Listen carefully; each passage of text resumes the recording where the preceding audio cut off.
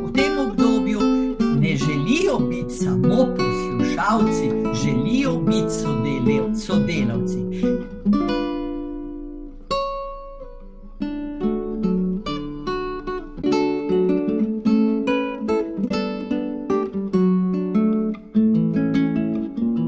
Jaz mislim, da bi se vsi starejši morali nekako spoprijeti s tem, vsaj toliko, da se znamo pogovarjati, marsikdo ima kakšnega sorodnika, hčerko, kogarkoli v tujini, bilo kjerkoli, in s tem se da krasno.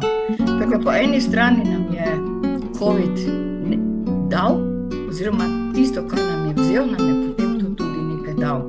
Tako da takšno je pač moje mnenje in želim vsem starejšim, da se poizkusijo v tem. Ni tako slabo.